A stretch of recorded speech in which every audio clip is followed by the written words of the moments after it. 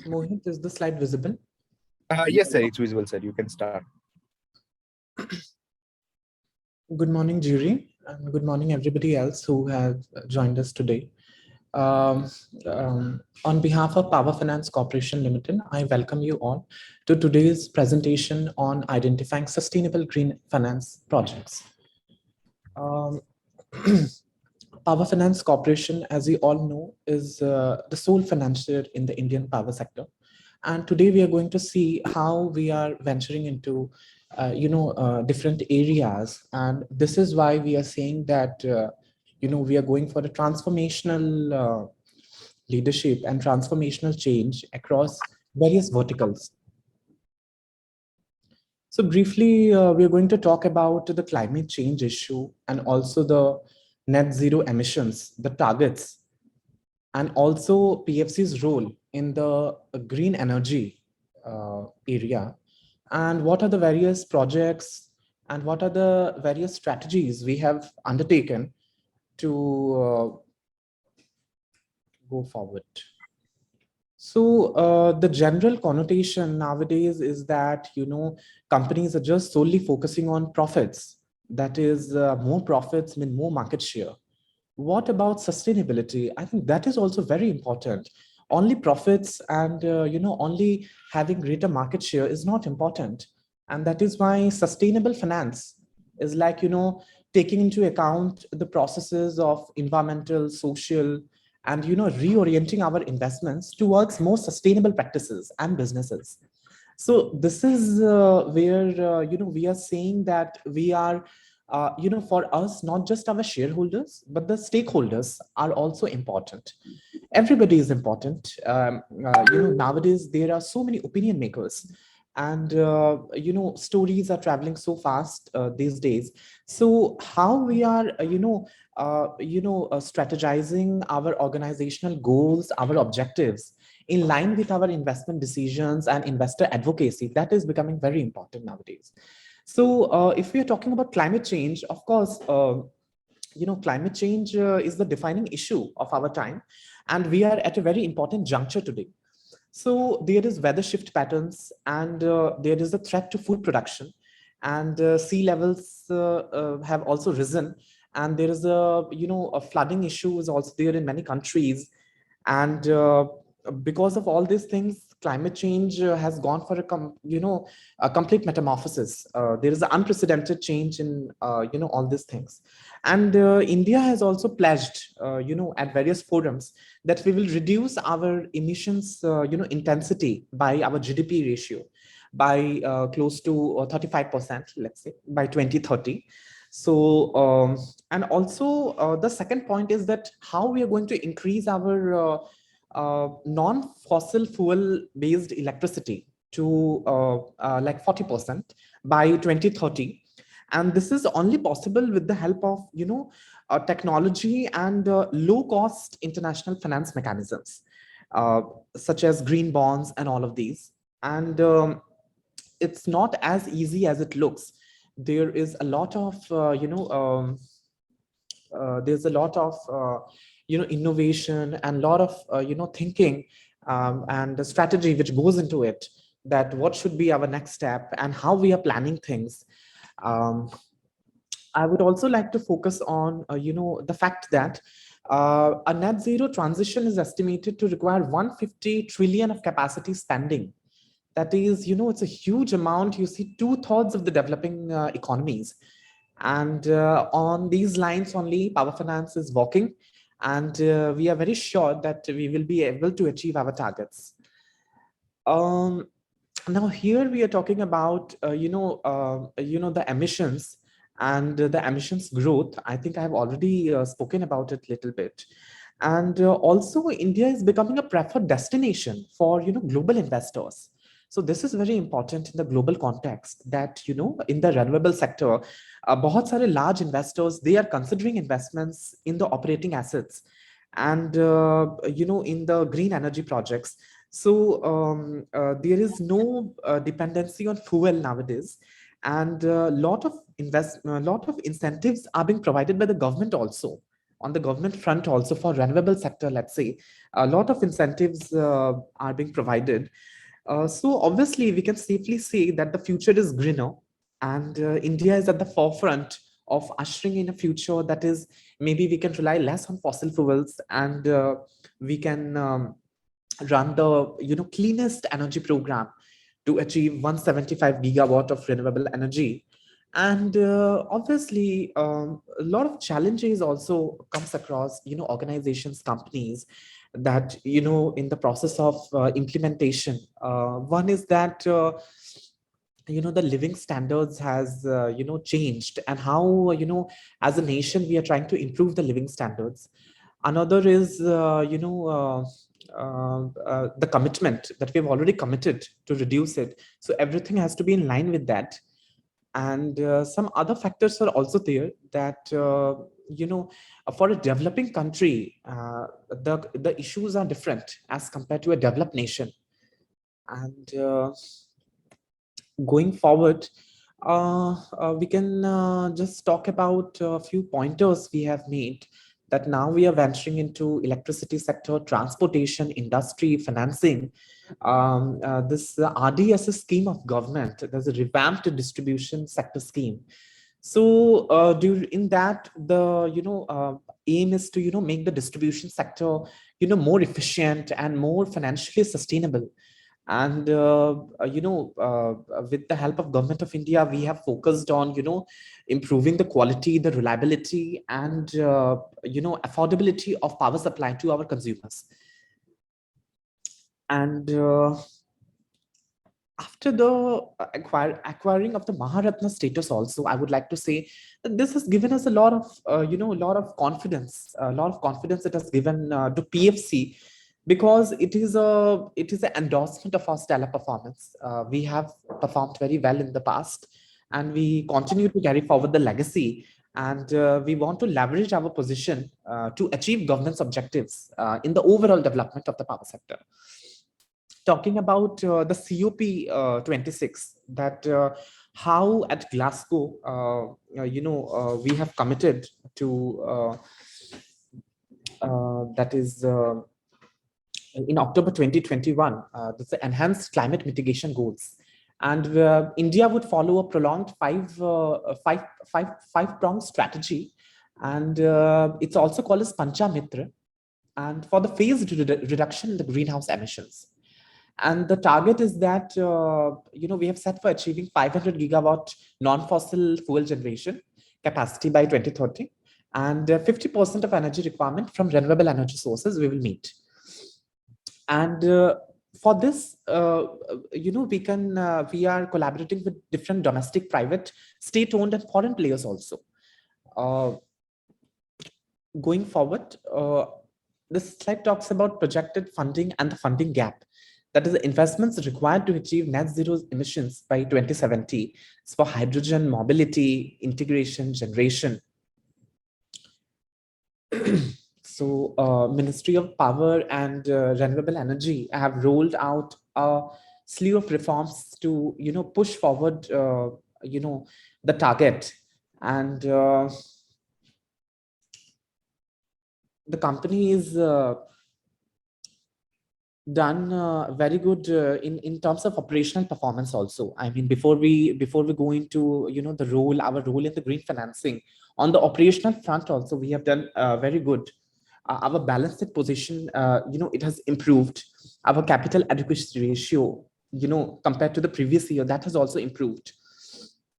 And this is because of our active resolution stages, our resolution efforts. We have done lot of work to active resolution, and infrastructure and prepaid smart metering, for that also. DFI for India's net zero, loan assets to $100 billion, ranked 730 globally in Forbes 2021 rankings. And like I said in the beginning, we have a well diversified borrowing portfolio. And I want to talk about the EC bond mobilization. That this EC bond mobilization, we are aligned to push for green energy sources. And 15% of our gross loan assets, it has comprised of renewable energy, sir. And the EC bond portfolio, it has seen a 1.5 times increase. So it is standing at close to 4,000 crore as on date. And the renewable energy thrust, of course, that, the upward revision in the green energy targets. So according to various estimates, um, the fund requirement to meet India's net zero target is about 10 US dollar trillion. So a large part of that is deployed in the energy sector, and PFC is a major financier in financier of the sector, and we would play a keen role in channelizing this kind of investment. And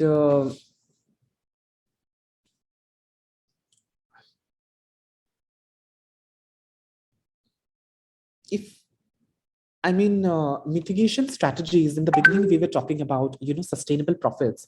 So when it comes to mitigation strategies, what we want to say is that, we are making, energy more efficient. And that is like, adopting renewable energy sources like solar, wind, hydro, and helping cities, develop more sustainable transport, like, bus rapid transit, electric vehicles, biofuels, and promoting more sustainable uses of the land. So all these strategies we have planned, and some are listed also here in the green box, which you can see. Challenges in the green energy financing, of course, because of the poor compliance, with the RPO targets, that is, development and integrating issues can come. Supply chain disruptions also, that is another factor, and uneven distribution of solar and wind resources. Because of that, evacuation challenges can pose a threat. On the lending front also, we have listed some pointers, that is referring to the gestation period and the backloading point. And now our role in India's sovereign, green bond issue. So like I said, countries, that is companies international credit rating also बहुत ही अच्छा रहा है. The credit. Sir, sorry to interrupt you. You have another 1 minute, na? Okay. So our credit rating also, it has continued to be Baa3 and BBB minus, which is, this is at par with the sovereign rating of India. So we are very thankful to our various stakeholders who have reposed faith in us, and who have continuously supported us in our endeavors. And for the issuance of green bonds also, as a nodal agency, we are raising it. And from RBI also, how we are raising the bonds, from domestic and international markets also. Yesterday only, from Japan International Bank, we have raised a very good amount of money from Japan International Corporation Bank. So that's a small example. And going forward, what is the process like for raising green funds? Because हमने कह तो दिया, but हम करेंगे कैसे? That also is very important. People should know. So we are going to use the proceeds, and then is a dedicated team, for evaluation and selection. And corporate governance is becoming very important nowadays. That whether we are, achieving, we are following these norms of transparency, accountability or not these days. How we are doing it, everything is transparent, and how we are accountable, whatever measures we are taking, because we have to be answerable to various departments. Nowadays, there's audit, vigilance, so many things are there. So coming to the last slide, we need to sum up that, India is, of course, it's the leader in the power financing sector. And PFC is one of the, primary conduits to channelize this international green energy eligible projects. And green energy bonds के बारे में भी हमने बात किया कि हमने overseas markets से कैसे, we have been raising funds from international markets. And the vision is long term. It's, of course, we have some short term objectives also, but the long term vision is more important. that the line of credit, how we are exploring the long-term green line of credit to achieve the targets. With this, we come to the end of presentation, and I have with me Mr. Sharon Jose from our CMD Secretariat, who will be very pro in answering the questions from the jury if you have it. Thank you, sir. Mister Shubham, आपका project तो ये ठीक है, लेकिन title इसका है identifying sustainable green finance project. आपने क्या आप 2-4 प्रोजेक्ट ऐसे बता सकते हैं कि आपने ग्रीन फाइनेंसिंग की है इस प्रोजेक्ट की? Which is your largest project which you are financed under this category, and what is the lending size? Sure, and sir. what is the lending duration? Good morning. My name is Sharon Jose. I'm DGM in PFC. So I look after this lending side to green energy projects. So as we have already mentioned in the presentation, we have like presently we have a renewable portfolio. Like if you in terms of the loan assets, we have around 42,000 crore of loan assets, and the capacity supported is around 20 gigawatt of renewable projects. So like every year we do like 10 20 30 number of renewable energy green energy projects. So sir आप इतना बता दीजिए कि आपका largest जो आपने green energy का project finance किया है, वो लार्जेस्ट प्रोजेक्ट कौन सा है? Our largest green energy project is has come up like one project which has come up in solar solar park in Gujarat and also in Rajasthan. So these are around 500 megawatt of green energy projects. This is in generation, and other than generation, we have also funded projects like the pump storage project, which is also required for like stabilizing the grid. As you know, the green energy is very variable. So in order to stabilize the grid, we have funded a pump storage project which is 1200 megawatt in Telangana. It is an off river project. That means it is not linked to any river. It is a standalone pump storage project, and this is dedicatedly for renewable energy projects, only solar. And thank you, please. Thank you. Okay. I got it. Thank you. Thank you very much for very good presentation.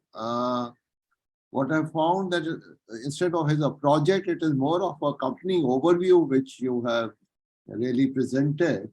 It's a very positive, excellent company, one of the better known public sectors who have done very well over the last few decades.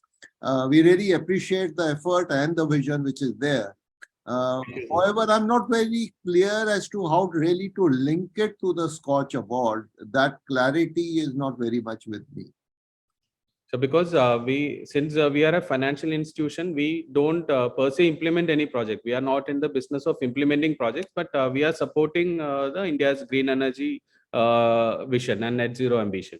So basically, like we should be judged from the point of view of finance and support which we provide to the developers to implement the vision. Okay. Because we don't go out and implement projects. We only support it financially. That's right. Okay, thank you very much. I just wanted this to come as a formal thing also. That's okay. Thanks a lot. Thank you, sir. Thank you, sir.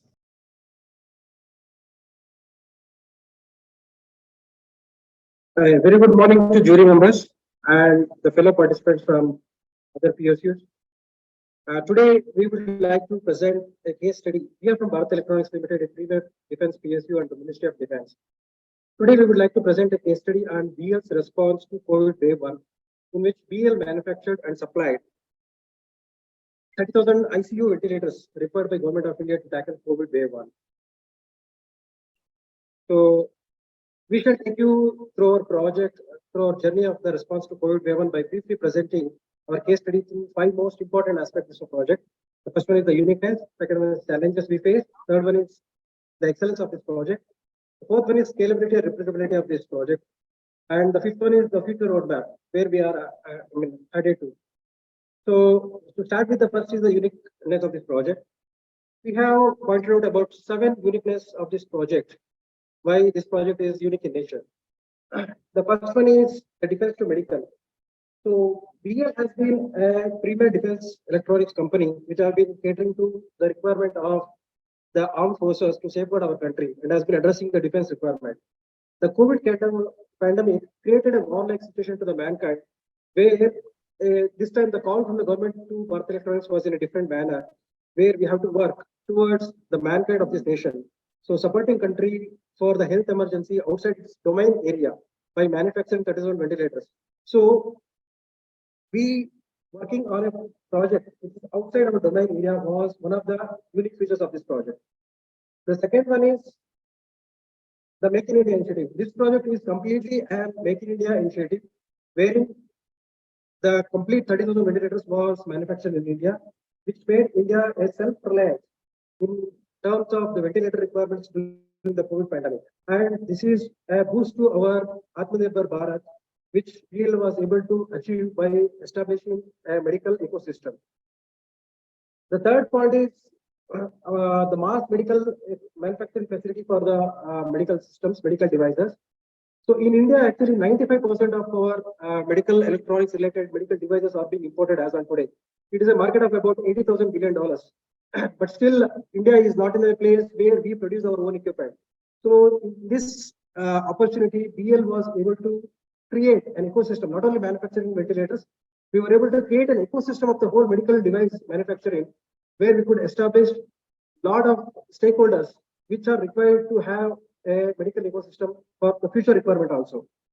So the next one is making available of the ventilators. The ventilator is a very critical life-saving health equipment which is used in intensive care.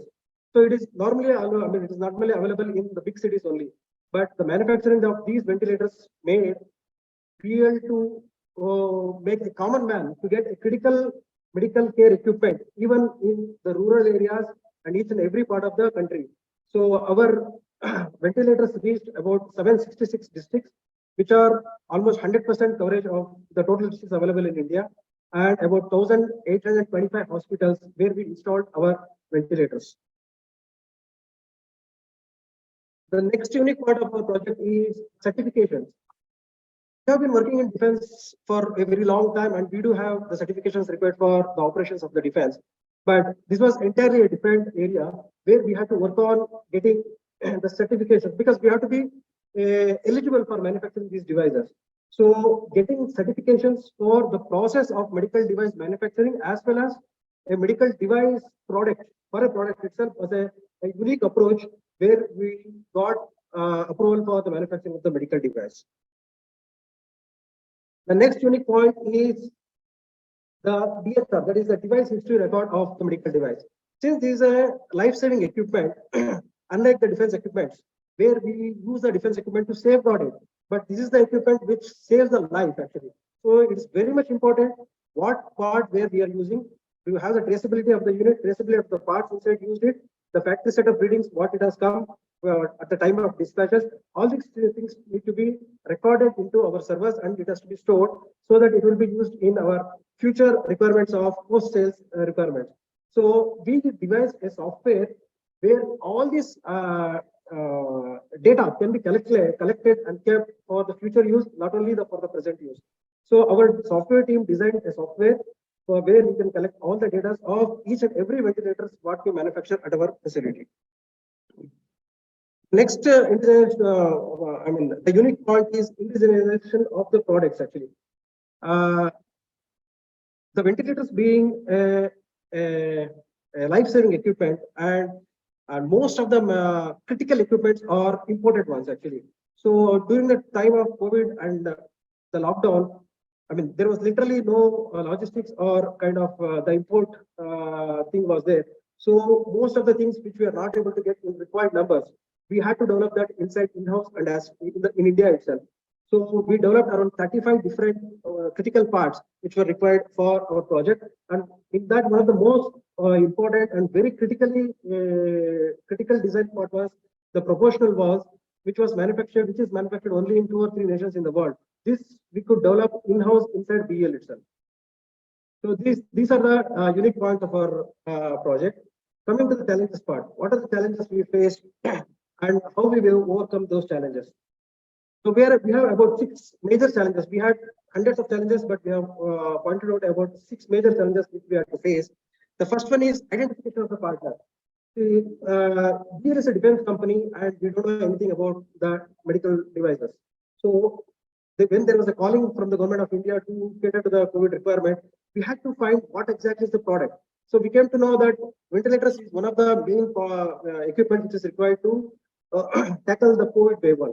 So in that, we had to find a suitable partner who has got a very robust design and an established manufacturing product. So we could find some 3 or 4 people within India.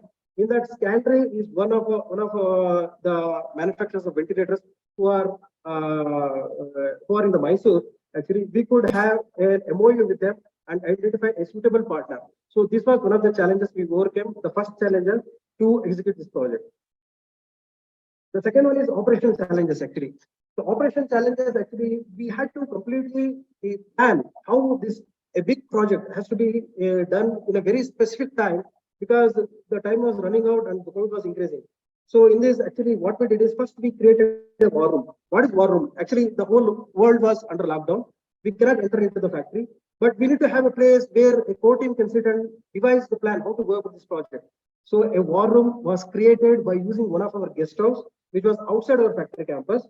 In the guest house, right from the top man of the company, right from the CMD to the last 4 team member were sitting in the war room and deciding how exactly we go about the implementing of this project, right from the procurement to the dispatches. So the decisions were taken across the table and the solutions were implemented. The supply chain, we had a separate supply chain module in which each team worked on, the core team was divided and each team worked on the raw materials, suppliers, manufacturing, the distribution network, retail locations and customers, how it reaches customers. The supply chain module was defined and they executed. And third one was the establishing a huge infrastructure because manufacturing 30,000 ventilators in a span of about 3 months was a huge task actually. So we need to have a proper infrastructure for that. So the whole company had to be defined or redesigned or realigned for this. So this was done on a walk-footing basis. So these were the operational challenges what we faced. The third one is the import restrictions. So there was a high import restrictions because there was no flights flying across the world, and every country wants the parts or the components which were required for the ventilator requirement, and they never used to. They had an import prohibitions were there. So we had to work. Demand was more, supply was less. So we had to work day and night. We used all our channels through our diplomatic channels, through our sources, and every channels to identify and the source and have a priority of our supplies with our source. So this was one of the very important challenges we faced. The next one is the lockdowns. The lockdown was impacting MSME operations because without having MSMEs, we cannot have our components on time. So we had to work with the MSMEs. The logistics were totally down, and we had to work with the logistics team. And then we had to get the proper permission from government and regulatory authorities for these MSMEs or the small scale industries to work for us actually. So BEL constituted a separate team where the team worked on convincing the suppliers because the opening is one thing, but convincing them is the very important thing because they have to come out of their house and open the factories. And getting their employees to the workflow was the most important thing. So a team was constituted and that team worked regularly day and night to make the supporting structure allowed for BEL to execute this project. The next one was dynamic pricing and uncertainty time. Pricing was increasing and changing every hour actually. So because the reason was the demand was more, availability was less, competitors were more. The competitors here not for selling. The competitors here is for the buying because the supply was more and was less. Though even on the forecast, there was no base for the forecast because forecast was increasing every hour. So we had to deal with that. Then the 6th point is the certification. So the certification was a challenging task because we had to get in a very small time because we had to start producing it and supplying to the government. So a special task force team was identified and they worked to get the certification within 30 days time so that we could go ahead with the production. So these are the challenges what we face. Then coming to the excellence part of this project. What is the excellence part? We completed the production of complete 30,000 ventilators in record time of 3 months, that is 90 days. This was one of the excellent part of the project. Everything was coordinated and we could achieve the result. The second one is indigenization of our proportional walls, which was not developed till now in India actually. Our BL engineers developed it in-house, indigenously completely, and which was used for the manufacturing of ventilators. Third one is the pan-India installation. So we didn't have the distribution network. We had to establish a big distribution network. We had about 282, 300 engineers spread across India working at the COVID hospitals, because we have to really appreciate the level of commitment they have shown, because they had to wear the COVID suit and they have to work day and night to install the machines across the country. So this was one of the excellence part of our project. The fourth one is the creation of job opportunities, because most of the Indian families without a day's salary will run out of their livelihood. So BL created a job opportunity not only inside, because more than 2,000 plus contract people are working inside BL, and outside, even outside, we created job opportunities through our suppliers and vendors, so that people can have their livelihood even in the lockdown period. So next one is Sir, sorry to interrupt you. You have another 2 minutes. Right, sir. Right, sir. Creation of mass medical ecosystem. This I have explained in the first point again. Then the recognitions. We were recognized by many agencies, like our CEO got the Best Industrial Award for 2020. We got Best Manufacturing of the Year award by IDP Media. We got Outstanding Managers Award by Institute of Quality, CIA, and we got Productivity Champions Award by MDMA. So next one is scalability and replicability. Infrastructure, what we used for ventilator in 2020, the same infrastructure we were able to use for COVID wave 2, where we had to manufacture oxygen concentrators. I mean, we had to supply around 20,000 oxygen concentrators again, because there was acute shortage of oxygen. So we had to work on it. We used the same facility, we realigned it and used it for oxygen concentrator. The second one is gas analyzer. Gas analyzer was one of the major equipment with a high value equipment which we procured for oxygen ventilator systems, which we were able to use it for with a small modification for our oxygen concentrator testing also. Next one is the usage of the QR code. QR codes were used for the traceability of the units placed across the country. The same QR codes was used for the oxygen concentrator also. So we have replicated the same system. The next point is the software-based DHR. The DHR, what we used for ventilators, we modified it and we used it for oxygen concentrator also, where we could capture all the data of the manufacturing. The final thing is the roadmap, where we stand today actually. So in 2020, we started with ventilators because of the situation in the country. Then we started with, for the COVID wave 2, we started with oxygen concentrator. We manufactured 20,000 oxygen concentrators. Then our management realized, okay, fine, this is the area where we have to get into the business and which will help our country also to become Atmanirbhar. So because of that, we continued and we started, and we made an MOU with the dialysis machine. We identified a dialysis machine that need to be produced in India, because no dialysis machine till now is produced in India. It is completely imported. We identified one design partner who is local, based in Bangalore. We are working on this. In 2023, we will come out with a full-fledged dialysis machine, which is made in India. Then our product development and innovation center and development engineers are working on turbine-based ventilator, which is completely in-house developed, indigenously developed inside BL itself. So next, the patient monitoring system. This is one of the equipment which is vastly used in the medical devices field today. So we are working on developing a patient monitoring system, which is supposed, which is we will be releasing in 2024. So 2025, we are planning to develop or to get a TOT licensing from a partner for CT scanning machines. So CT scanning machines, right now we are in a position to identify a suitable partner who can give us the TOT of the machine. So this is what the roadmap for us for the next one. So we really thank you for the jury members and other fellow participants for patiently hearing us. And this project was not only a project for us, it was a kind of a proud moment for us to contribute to the nation for a COVID cause where we could make a difference to the life of every individual, every civilian. Because earlier we used to cater to only defense forces. Now we could make a difference to even a civilian or a common man. So this is what. If jury permits, we do have a video of about 2.5 minutes. We would like to run that only with the permission of jury. Thank you. Thank you, sir. We will see videos sometimes later, but excellent work and great contribution by your company that you just in 90 days you have been able to produce ventilators. It is really a great achievement, and necessity is the mother of invention. Definitely, you are entering into a new area of medical devices, which we were earlier importing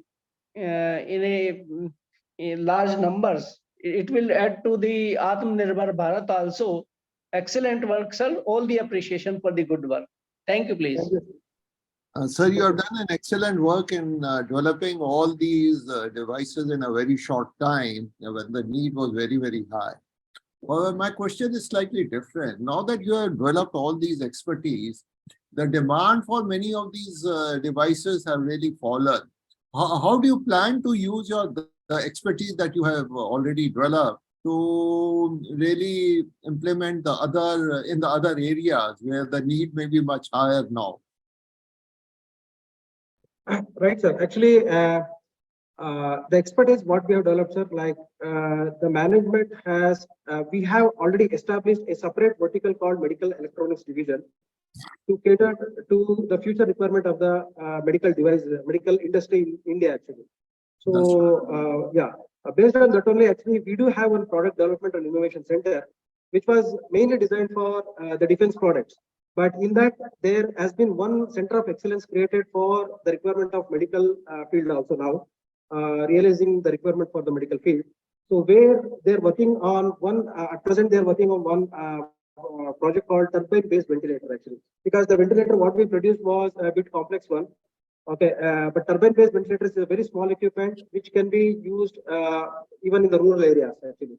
So, and there is a separate team created for the medical devices, and separate marketing team has been created. So the marketing team is participating in all the exhibitions and the conferences where we can have the more inroads into this field, actually.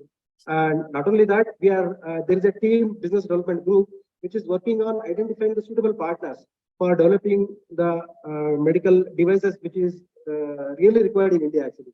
So this project is going on not only as a business, actually, but as a initiative towards having an Atmanirbhar Bharat, and to have finally to have an affordable medical care to our people, our nation, actually. That is the main motto, actually. Good. Excellent. Thank you very much. Thank you, sir.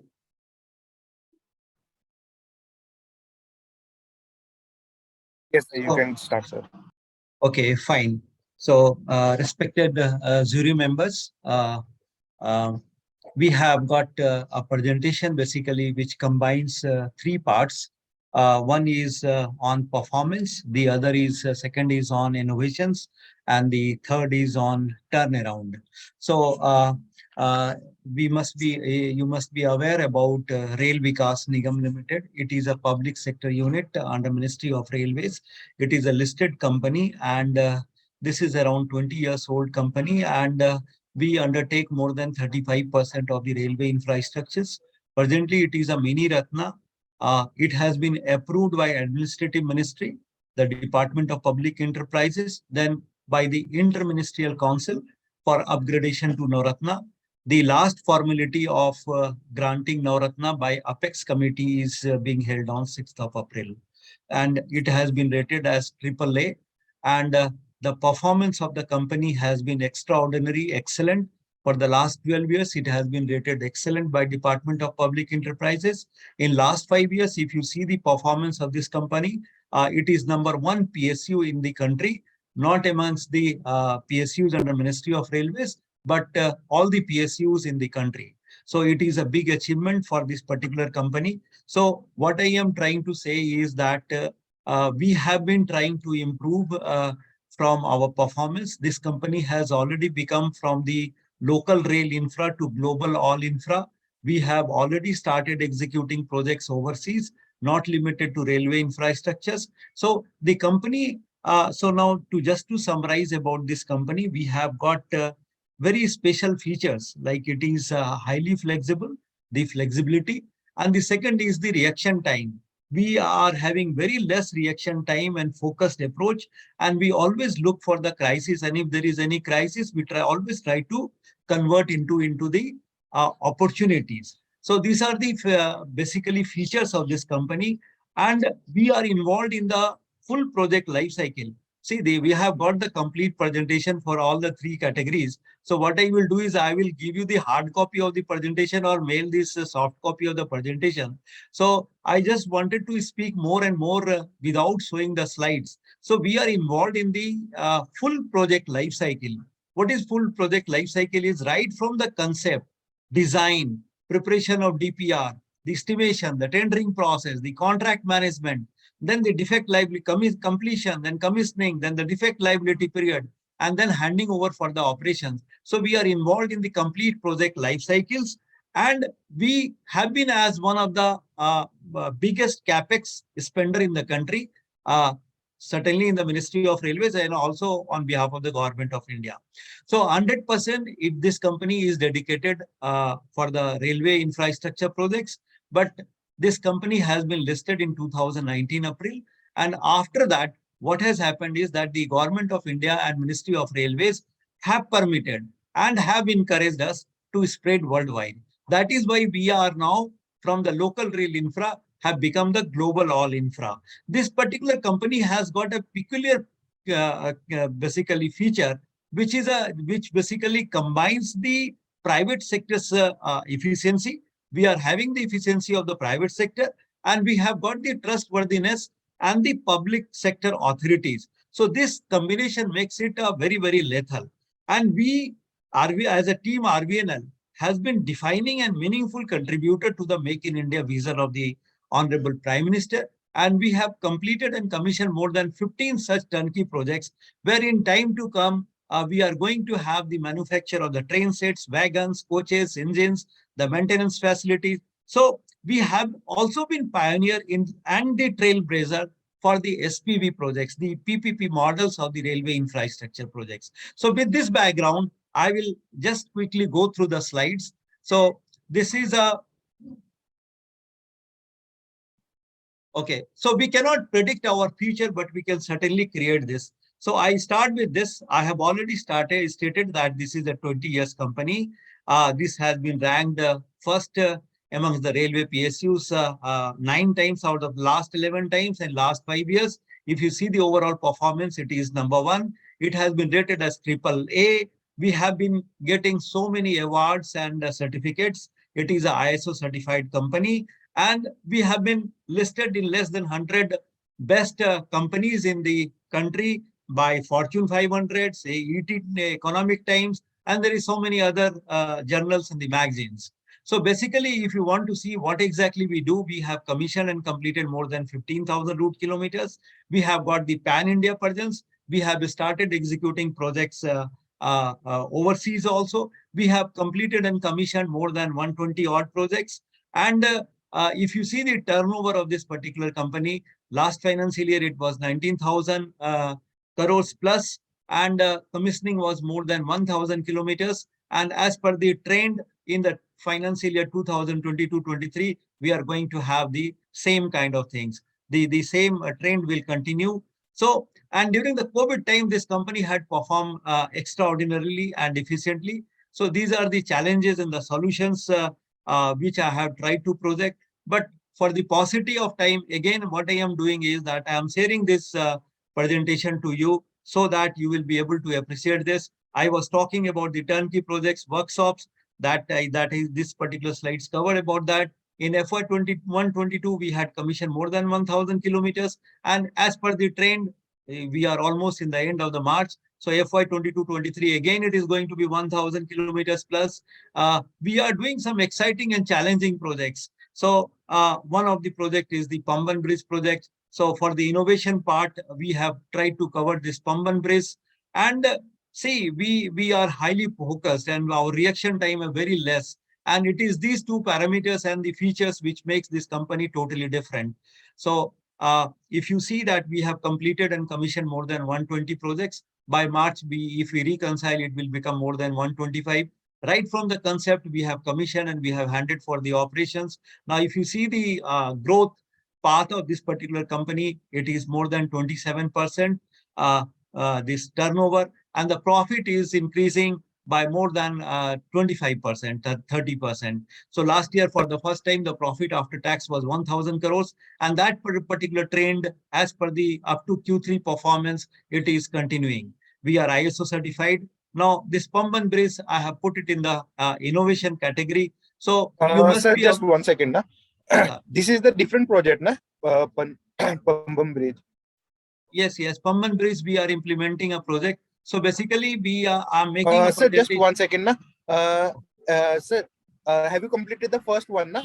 Yeah, I have completed the first one, the performance. The turnaround of rail. There are three. No, just a minute. Performance, then innovation, and then the turnaround. So the first one presentation was which one, sir? Performance. It was serial number 4 in your list, Mr. Mohit. Performance, na? Okay. Jury members, Yes. any question related to the performance project? Sir, jury members, respected jury members, I have got a very small submissions. Let me complete all these three because all are interlinked, and then you will be able to appreciate better in a. So if you permit me. Okay. No, we can do that, but please appreciate that we have to evaluate the 3 projects independently also. So Okay, well, absolutely no problem. Absolutely no problem. You please make ask our the question. job a little more difficult that way. But anyhow, you be comfortable. You proceed the way you would like to. Thank you very much, sir. So let me continue now. Let us go to the Pamban Bridge. So you must be aware that we have got a connectivity between Mandapam and Rameshwaram. And earlier we had a bridge. Only the Mandapam to Rameshwaram was connected through the rail bridge only. We had this particular bridge was commissioned in 1914, and we are now constructing a new bridge, which is likely to be commissioned by June 2023. And we have used a lot of innovative technology for construction and commissioning of this particular project. So I will just say that on the left side, you can see this is the existing bridge. This is a surgery span which opens from the center. And the new bridge on the right side, you can see there is a vertical bridge, and it is going to be the first of its kind in Asia. And the center span will get lifted with the electromechanical systems. And the videos are available in the YouTubes and in our website. So somebody can see that, but it is a unique kind of structure. So it has got 99 spans in the approach, and one span, the surgery span, is of 78 meters. And the lifting of this span can be done for up to 17 meters. And that the height of the tower is 34 meters. So you can see the top right picture, the existing bridge surgery span is getting opened on the center, and whereas the vertical bridge is getting lifted. Vertical bridge is the new concept which we have adopted, and it is a kind of a make in India kind of concept which we have tried to inculcate. And the entire construction, except 1 or 2 parts which are imported, everything has been manufactured in India. And we have used the technology and the designs as per the Indian code and as per the provisions made in our various codes, norms. And it is a totally indigenous product, and that is why this is a basically vision of the Honorable Prime Minister to basically promote Make in India. So this particular bridge, it has got a central span, which I said about 75 meters, and we are following the highest safety standards. And this is a single gutter of 75 meters, which will open. So these are some of the, now already we have started writing technical papers, and as far as the progress is concerned, more than 85% of the progress has been achieved. The foundation part, etc., has been completed. From one end, the track have also been linked, and now the progress is going on for the erection of the lift span. So if these are some of the pictures which you can see, on the left side, we have got the road bridge. On the center, we have got the surgery span. And on the right side, this is a picture which was taken during the construction time. We can see how this construction is happening. The substructures, etc., have been constructed. This is the basically gantry arrangement. This is on the right side, we can see that even the track linking has started. On the left side, you can see the girders have been erected. So all the, basically, we have used a lot of innovative methods. The wind speed at this particular location very high. So this is around the Pamban Bridge, which we have tried to keep it in the group of the innovation. Now, coming back to the turnaround, why I am saying turnaround is that even during the COVID time, the company performed exceedingly well. It achieved all the physical targets. It achieved all the financial targets. And after that, also we are continuing with the same kind of trend. So we have commissioned and completed more than 120 award projects. The CAGR is more than 27%. Net worth is continuously increasing. And the way the financial results are out up to Q3 period, the same kind of trend will continue in FY 22-23 also. The PAT for the first time increased to more than 1,000 CR. Again, it is going to have an increase for FY 23-24. This is very important. See, the market capitalization of this particular company is more than 130 billion INR. And the April 20, when the COVID was there, it touched bottom the share price to rupees 10. It is around 65 rupees. And if you see the appreciation, the comparative movement of the shares, this is very important in a sense that this company was listed in April 2019, and it has appreciated by more than 300% in last 3 years and few months, 3 years. And if you compare with respect to the other PSUs, then you can see that how this particular company has been performing, and this is how the market has been appreciating. So I would like to put one more statistic here, that in FY 22-23, the share price of RVNL has increased from 33.35 to 65 rupees, whereas the BSE 500, this is an index, it has decreased from 24,000 to 23,000. BSE Infra, this is another index, which has increased from 288 to 285, whereas RVNL share price has increased from 33 to 65 rupees. So what I wanted to tell you is that we have been achieving good physical progress, doing a lot of turnarounds. We have already become from local rail infra to global all infra. The market has started appreciating. So this is all about the phenomenal turnaround about the company. So we have been using technology, we have been using IT platforms, and we have always been communicating. The corporate governance is our one of the features of this company. We are always connected to the shareholders and the TV viewers, and we always keep on projecting. That is why we are connected to the ground. We have been delivering, and all such informations are available in the public domain. So we have been doing a lot of innovative works using IT platforms, always following the Make in India, this vision of the Honorable Prime Ministers. And we have got a beautiful RVNL anthem. And this link I have given. See, this anthem basically was created during the COVID time just to motivate all the basically persons connected to RVNL team. हम भारत का स्वर्णिम कल है, बात नहीं इतिहास की, राहें दुर्गम पर हम सक्षम, हम हैं गति विकास की. The full anthem is there in the public domain. So with this, I have covered all the three aspects. Now I am ready for the questions.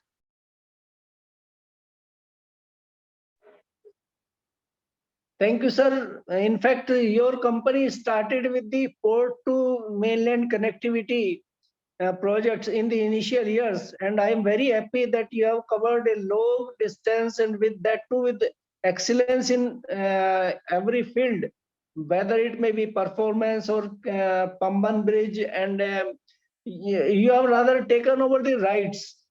We have taken over rights, SKOCH, everyone, sir. And in last 5 years, if you see the performance of this company, it is number one PSU as per the DPE's rating, sir. Definitely. I was not knowing, I was not in touch, but I was very much following you when it was a port to mainland connectivity company. And so you have taken so many PPP projects also. We are the pioneer. We are the pioneer in the PPP model, sir. And the unique feature of this PPP model is that we have generated 90,000 crores of revenue without a single paisa investment by the Ministry of Railways. So it is a Okay. big achievement, sir. It is a big achievement in a sense that without a single passive investment, Government of India has got an additional traffic of 90,000 crores of rupees, sir. In fact, I visited Korea, Seoul, and I have seen the Incheon Bridge there. You have created that Incheon Bridge, in fact, in as a Pamban Bridge in India. I was very impressed to see that. Excellent work, sir. It is really appreciation work, and I commend your company and your management for such a performance within a short time. Thank you, sir. Thank you very much, sir. Thank you. I think this is an excellent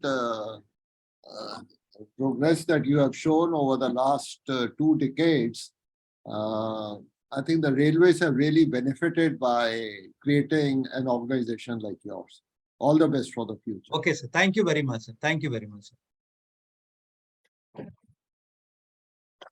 The elite peer review members who are present, ladies and gentlemen who are connected over virtually to this Parivartan Prison to Pride mission taken up by Indian Oil, and I am Dr. Uttiyo Bhattacharya.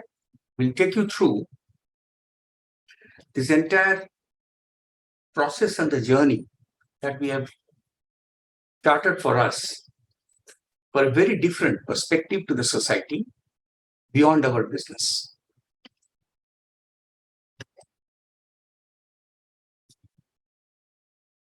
Now, the basic objective of Parivartan Prison to Pride, which we conceptualized and subsequently have implemented, this initiative was primarily to engage socially and reintegrate the prison inmates through sports. And by Indian Oil sports persons, we have a galaxy of very renowned sports persons. So they were the basic coaches. The Steward initiative is in sync with our core values as well. Core values, as you know, of Indian Oil, we have care, innovation, passion, and trust. And this is in sync with our core value of care. And the sports that we had identified in joint consultation with the prison authorities, because these are very highly sensitive areas where we have gone and done the entire initiative, were badminton, volleyball, basketball, kho-kho, kabaddi, chess, tennis, and table tennis, and carom. Already the 4th phase is launched. 3 phases we have completed. The first one was on 15th of August 2021, second being on 2nd October 2021. Third phase was 21st of March 2022. And the 4th phase we have launched in 6th of January 2023. And in all the phases, you can see the number of prisons that we have covered and the inmates we have already trained.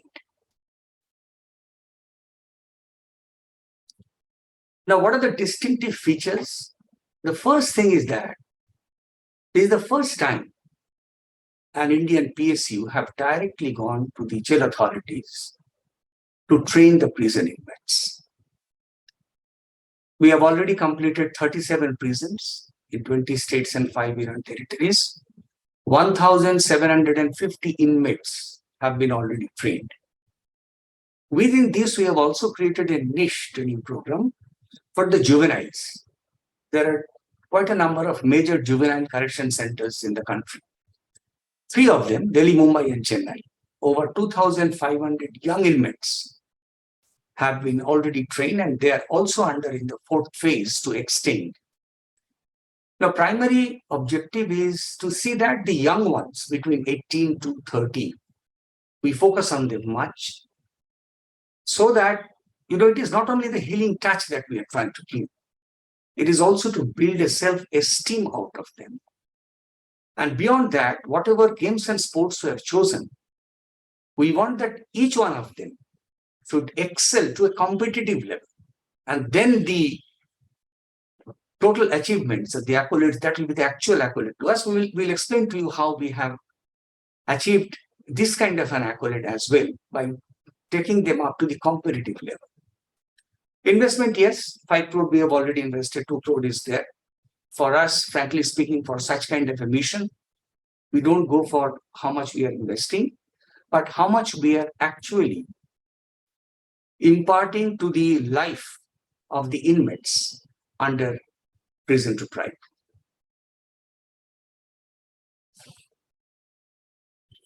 The journey so far I already mentioned to you. Over 1,700 inmates, 2,500 juveniles have been touched. This is some of the glimpses. I was mentioning that the entire concept is that in the respective prison, we send our coaches. There is a time frame, nearly 1 month, sometimes it is 5 months. In some jails, it is continuing for over a year. Now, these post persons who have been identified are extremely capable in their own categories, whether they are Arjuna awardees, they are Olympians, they are Dhyan Chand awardees, Commonwealth Games medalists, World Cup 2022 medalists, international masters, international hockey players, world champion in carom, international national players. In the list that I have mentioned out here, kindly see the last one. He's a cricketer. We didn't have cricket into the system. But when we started and everybody got involved, then he came forward and said that though my game is not there, I would like to coordinate. So that is the entire amount of enthusiasm and eagerness which is built into the system itself in the organization. While these are some of the challenges that have been mentioned, it is not a challenge. We found this to be extremely encouraging opportunities. You know what happened? Out there in the jail, when we first started interacting with the jail authorities, ice-breaking and giving them the idea that we can handle such kind of situation, or we will be able to impart a lasting this kind of an impression to the inmates, took us little time. But once they were convinced, they came out, and the success is the moment I'll be seeing what we have achieved. It is just the results that we have got proves for itself. Normally, such kind of jobs are done by NGO. To come out of that, where an organization which is into an entirely different business, getting into such kind of a social cause, was the real opportunity that we got, and we have exceeded and excelled in that as well. The second one, or in fact the third one we can talk about, is that all the coaches I have mentioned out there, they're extremely busy in their own schedule. They have yearly schedule already charted out. To take them out, to carve some time out of that and send them to the prisons for a longer period. Though initially they have been having that inhibition, how to and where to and how long, when they started interacting with them and when they saw the enthusiasm coming forward, the warmth that they felt, they all got involved in that, and they took out the busy schedule, the time out of that, and went and wholeheartedly trained the inmates. And they have reached in different sports in competitive levels. And the encouragement that we saw within the juveniles, though initially the warmth was not felt, at this point of time, at least in the phase 4, that will be our real opportunity to go and give some real value to the juvenile centers. I was mentioning about the success stories. We organized for the first time this under Parivartan Prison to Prime online chess tournament in association with the All India Chess Federation. There was extremely good repercussion from them, their involvement, which led to, this was just the platform to make them prepare for international level. We had interaction with the FIDE, World Chess Federation, and they organized Chess Freedom Tournament, Chess for Freedom Tournament. It is an intercontinental tournament. So we trained, first we identified the teams out of as many teams we had been training all this time. So we identified 4 teams. So for that, we had given them training for nearly 5 months separately. And 4 teams were chosen. And these 4 teams had participated. this Chase for Freedom online chess championship. And we are so happy to inform you that Pune Yerwada Jail, India 18, they have got the bronze medal. It is not only these international competitions that we are making them participate. Intra-jail, such kind of competitions we keep on doing to keep them motivated. Yes. And the testimonials are the main things that we want to share in front of you. They speak for themselves. See, Dronacharya, like Mr. Gopichand, he himself has told it's a unique initiative. Syed Karimullah, he is a national level volleyball player. He's telling there's a unique experience that he has, but he's one of the coaches out there.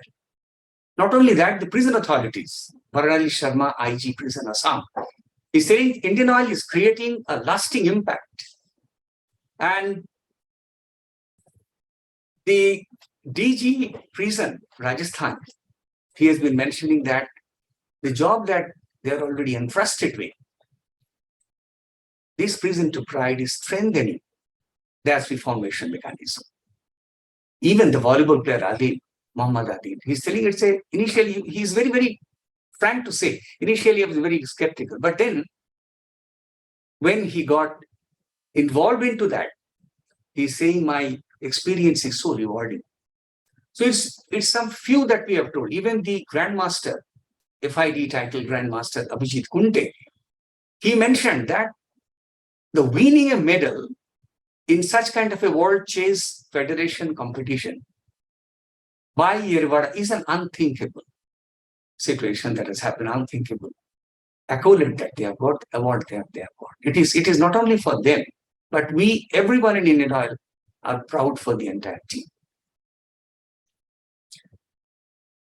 The roadmap, yes, as we told, the fourth phase is already announced, 26th of January. We'll be covering more than 300 prisons and 15 jails, and 300 inmates will be covered in that. And mostly will be covering women and the children out there.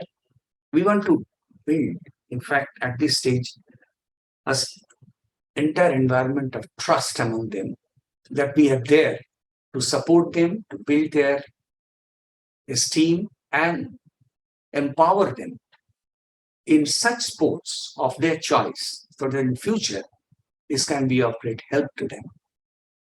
Well, replicability of this kind of an initiative where involvement of the organization, each and every person who are associated with that, it is not only jail authorities, not only the inmates, all the stakeholders are so intense and so close that replicating this will take a lot of time. We have invested not only money, but time. And not only that, it is the complete concept, the emotion, and the determination that we will make some change. We will see some lasting change into the society and this kind of a sector in the society. Accolades and awards will automatically come.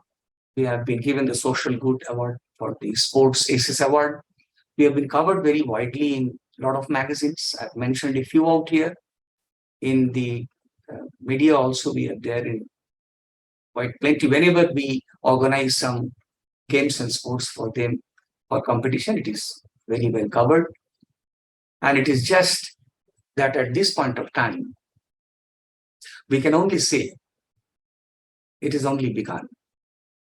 And we will go to a stage where we can see that more such teams, more such players excel and come to the national and the international level. Thank you very much. I have little time. If you give me, I have a small film. If you allow me, then we can show that as well. Of course, if the jury allows. Jury members? How long it is, sir?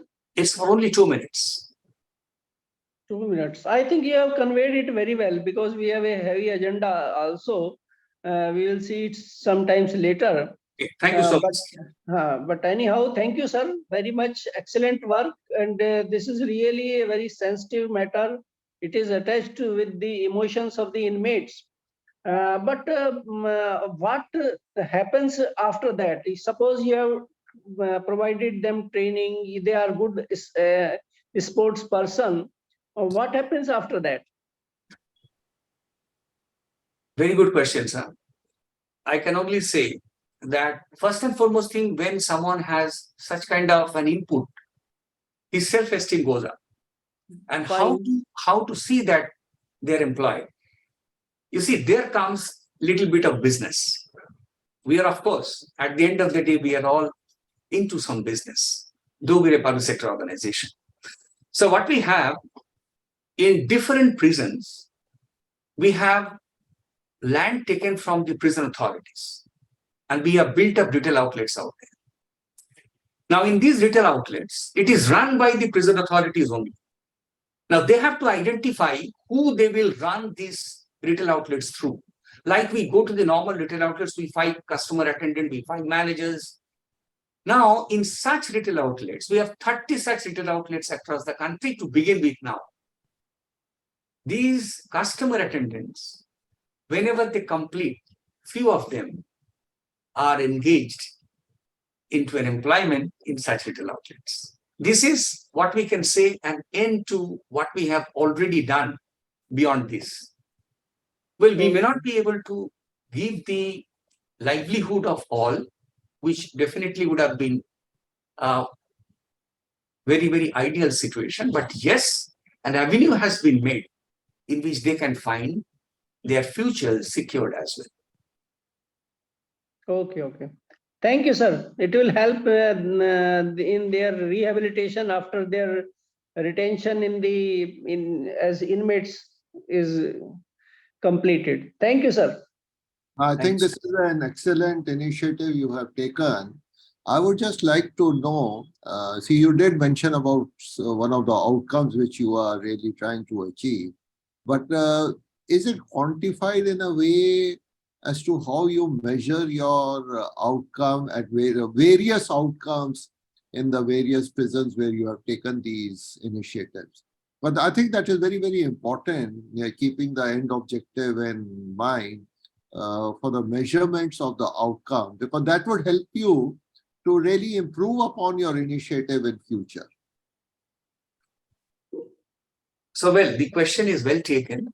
The first thing that I mentioned out there during my presentation is that one measure is how much they're excelling. That this Pune Yerawada team has won this award, this itself speaks for the level at which they have gone. That is number one. Number two, well, if you're trying to mean that whether the change in the self-esteem, change in the well-being has taken place, we are measuring through some survey. At this point of time, that has not been taken. But yes, the type of encouragement that we get from the prison authorities and type of communication that we receive from them, this itself speaks that it is working. Otherwise, I can take you an example of Tihar Jail.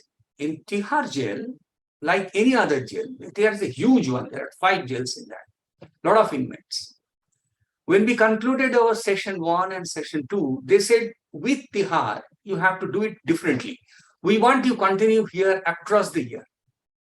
Now, had it been, this is the measure by which they could understand that there is a positive change within the inmates. And that is why they wanted us to get associated across 365 days. So the measure is from the reactions that we are getting from not only the jail authorities, but also from the inmates. And yes, one of the award already the team has won.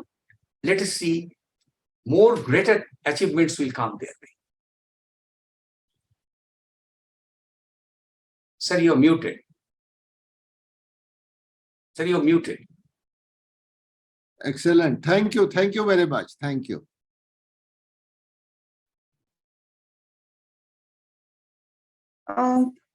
This presentation is regarding the environmental qualification of BHL Class F BPI insulation system for radiation zone primary coolant pump motors for nuclear power plant.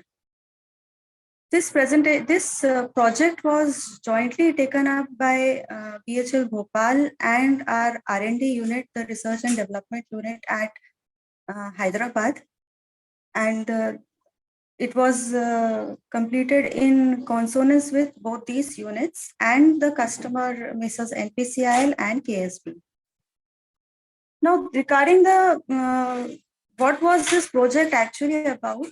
We had received an order, BHL had received an order for the design, development and supply of 6 megawatt, 6.6 kV, 4-pole primary coolant pump motors, which were to be installed in the radiation zone in the main reactor building of nuclear power plant of NPCIL. Now, as you know, the main thing which needs to be designed for this was the insulation system. As insulation system is the very critical and the ever advancing technology with very wide applications. And whatever changes or whatever testing and evaluation we needed to do, whether it will be able to withstand such radiation environment was, we wanted to test the insulation system only. So BHL, with its in-house developments and continuous research and experimentation, we have always tried to cater to the industrial requirements with technological advancements being done at in-house inside BHL only. We have earlier also, we have developed in-house and offered to various customers, motors and generators with different classes of insulation, like class H, class F, class 200, class 220, etc., as per industrial requirements. Now, this time the requirement was very different because we had to supply the motors which were to operate in radiation zone of the nuclear power plants, which is the highly most stress zone, both with respect to temperature, pressure, radiation. So it was to undergo the most strenuous duty.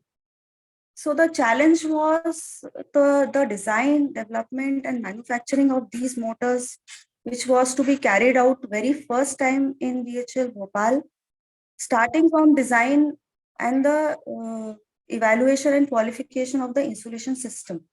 So we have been manufacturing a wide range of machines of various rating sizes and applications, which is a regular process at BHL. But establishing the insulation system for radiation zone was a very new challenge for us. So design aspect, the challenges which existed in the design aspect was we had to select suitable materials, starting from slot insulation, main insulation, slot wedges, bracing materials, impregnation medium, conductive insulation, everything we had to see whether it would be able to satisfy the radiation requirements of NPCIL. Secondly, the challenges were in the evaluation aspect that we had, because the testing facilities involved the radiation testing also, and we did not have, BHL in-house did not have any radiation qualification or radiation implication testing facility. Then other testing facilities like vibration, etc., were also not available with BHL. So we had partial facilities available in BHL, and we had to search for alternate or additional facilities outside BHL. We did not have, because we had not done anything of this kind earlier, we did not have any established or universal test plan or test scheme available or any experience regarding this test scheme to qualify this requirement. Then we did not have one more challenge was, even if we identify a radiation qualification facility, gamma irradiation facility, we had to do the identification, assessment, and even approval of that facility by our customer, esteemed customer, Mrs. NPCIL and KSB. And because these radiation facilities, they are under the strict guidelines of the Department of Atomic Energy. So this was also a big challenge. Then another challenge was adherence and compliance to the very strict guidelines and requirements of NPCIL, because it's a project of very national importance. So they also give very strict guidelines for this. Now the roadmap, first of all, we had to set up the test scheme. What all will be the tests which will be carried out to ascertain this qualification. All factors that contribute towards the aging of the insulation system were thoroughly studied in-house, and replication of the same in actual test condition was emphasized. What we did was we took a life cycle projection of say 40 years was considered for simulation of the test conditions, that if the machine has a life of 40 years, how will we accelerate its aging so that we are able to complete the testing say within 6 months. So that way the test scheme or test plan had to be formalized. So first of all, what we did was how much thermal aging we have to do. So thermal aging was found out we used the Arrhenius regression, and based on that we found out that for 40 years life cycle of the product, we need to thermally age the samples at 180 degrees centigrade for 90 days and or 165 degrees for 144 days. So this was found out according to the Arrhenius regression, and the machine actually rating of the machine is class F, that is 155 degrees centigrade. Then apart from thermal aging, we also had to give a gamma irradiation of 100 kilogram to the insulation samples and a mechanical vibration of 1.5 G, so that we could simulate the test condition, the life cycle of 40 years. Now, the two different sequence of testings were selected based on a more realistic simulation of the actual environmental conditions. So we had a primary test plan A, which was of 180 degree for 90 days, and we had a mitigation test plan, which both test plans would be carried out simultaneously. Mitigation test plan would be of 165 degrees for 144 days. So our planning was that we will carry out the primary test plan, and in case the primary test plan fails in any case, the mitigation test plan will be carried out to complete the qualification. So this was the complete planning, testing plan A and testing plan B. We prepared 5 motorheads. Motorheads were actually the actual replica of the stator winding. We had prepared small replicas of the stator winding for testing purpose. So the motorhead 1 was basically a reference sample, and the qualifications, the testing plan A and B were carried out on motorheads 2, 3 and 4, 5. So in testing plan A itself, which was the primary plan, we took 2 motorheads, and what we did was for motorhead 2, after doing the initial electrical testing and all, first we did the radiation implication, and then we did the thermal aging, and after that we did the vibration thing, and then again we did all the testings like tan delta impulse, all the electrical testings. And in motorhead 3, we did the thermal aging first, and after that we did the radiation and then the vibration. So we just changed the sequence, like motorhead 2 was radiation thermal vibration and motorhead 3 was thermal radiation vibration, just to see the effects of the changing of the 2 cycles, which we can say that actually in the testings, both the test motorheads were successful. And testing plan B was the same thing, but with a lower temperature, 165 degrees, and a higher time cycle, that is 144 days. So we were able to successfully complete testing plan B also. Now, what did the evaluation actually consist of? For the thermal aging, I will be talking about the primary plan, that is the plan A over here. The thermal aging was did at 180 degrees for 90 days with an intermittent inspection. After a gap of each 30 days, it was checked visually, electrical testing was done, and IR value, which was required minimum 50 mega ohms, we were consistently achieved values of greater than 100 giga ohms throughout the thermal aging process. And here in the pictures, you can see the motorhead before and after thermal aging. You can see the change in color of the motorheads showing the thermal aging of it. Then after the complete thermal aging, high voltage withstand test was conducted to check the whether the insulation was deteriorated or not. So we were 14.2 kV. We starting with 14.2 kV insulation high voltage withstand. After aging, we conducted at 99.5 kV, and it successfully withstood the test. Now we come to the radiation part. This gamma irradiation facilities, not many facilities of gamma irradiation were available. We identified one Gamma Agro Medicals Processing Private Limited at Pashalam near Hyderabad, which was inspected by the joint team of BHL, KSB, and NPCIL, and trial runs were conducted. And finally, this facility was approved by NPCIL after various visits, and it was qualified for giving gamma irradiation to the samples. Cumulative dosages of 100 kilogray was prescribed as per the test plan, but actually 120 kilogray was irradiated on the samples. And after irradiation also, after testing, the samples were found satisfactory. Here in pictures, we can see the Ceres dosimeter, which was used for measurement of the radiation on the cumulative radiation on the moderate samples. After that, vibration test was conducted. This facility also was not available with BHL in-house.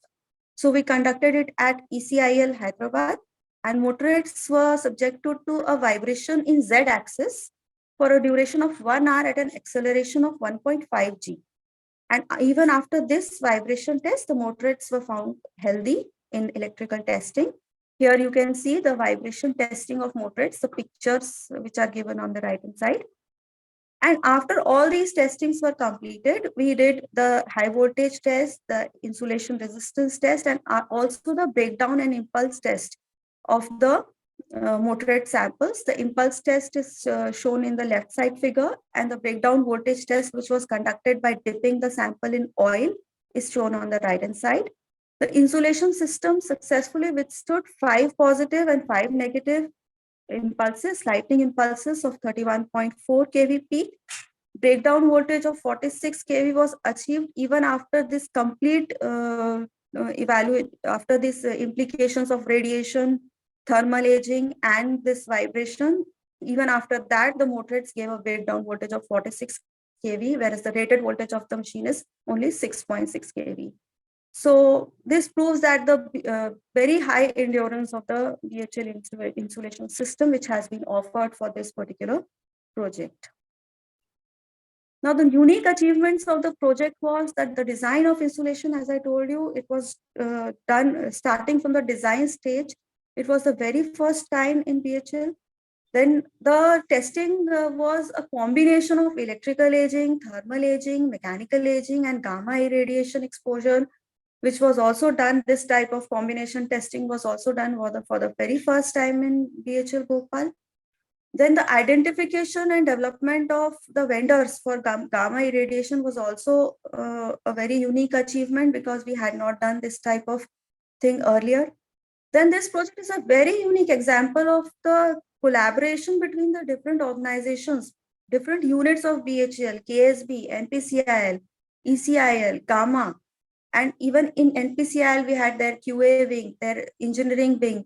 So it was many agencies got involved, and this project was finally given a good shape. Then environmental qualification of BHL Class F insulation was successfully completed after this, and the whole test was keenly evaluated by KSB, NPCIL, and BHL, of course. This is a remarkable achievement in the history of BHL, as the entire test parameters were very stringent and required continuous observation, round the clock observation and monitoring for a period of more than 6 months. Ma'am, sorry to interrupt you. You have another 2 minutes. Okay, sir. Okay.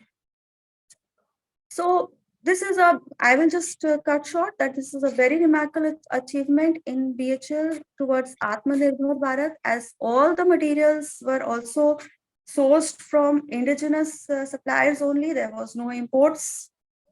And excellence was that we had strictly adhered to NPCL requirement, and we have developed a very critical testing mechanism, which will be useful for further qualifications like this. We have set up a benchmark, and we will be able to satisfy the stringent PQC requirements of tenders in nuclear business now. And we have few further scope and business opportunities. We also have in the pipeline 30 another such motors from NPCIL Kaiga project, which are in advanced stages of order placement. And this qualification will again serve as a ready reckoner for that also. And future, we can also extend this type of testing for other classes like class H, further higher classes, class 200, for radiation prone applications. So this is a very good example, and we feel proud in executing this project because it is contributing a lot to nation development, because it is will be installed in nuclear power plant at Gorakhpur project. And thank you all for giving me a patient hearing. Thank you, ma'am. Excellent work. And that too, you have done it in-house in BHEL. It is really a matter of pride for the entire nation. In which power station of the NPCIL or KSB you have installed this technology? These motors are already under manufacturing. We have manufactured 2 motors. They are in the pipeline. It will be put up in the Gorakhpur.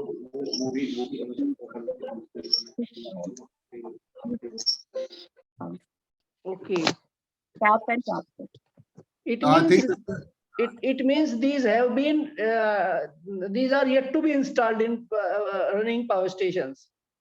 The motors are under manufacturing because the first requirement for manufacturing itself was the qualification of this insulation system, which we have done further.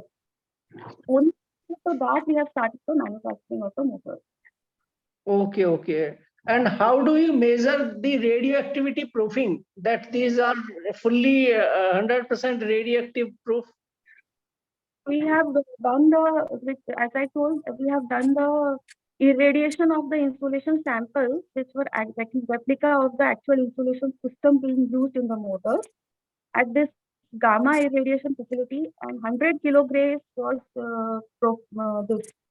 prescribed to based on consultations with NPCIL and KSB. 100 kilograms was to be implicated on the samples, so that it will give a roughly an idea of in 40 years how much radiation will go into the motor. Okay, okay. I think BARC is the regulating agency for this type of innovation instead of NPCIL. NPCIL is a user, fine, but it is the regulation of BARC to which grants the clearance for radioactive proofing. Yes, sir. Can I add here? Sure, please. This comes under AERB, Atomic Energy Regulatory Board. Regulation Board, yes, yes, yes. AERB, correct. Whatever the facility that we have done, that is Gamma Agro Medical Processing Systems in Hyderabad, yes. That is being certified by AERB. Okay, okay. Then it is fine. Then it is fine. Thank you, please. Thank you, thank you. Thank you, sir. This is an excellent effort. It just takes me back to my Hyderabad days when I had a very close association of BHEL R&D out there. I think this is an excellent initiative, what has been done. It will really go a long, long way in developing technologies, independent and Atmanirbhar technologies in the country. Thank you very much.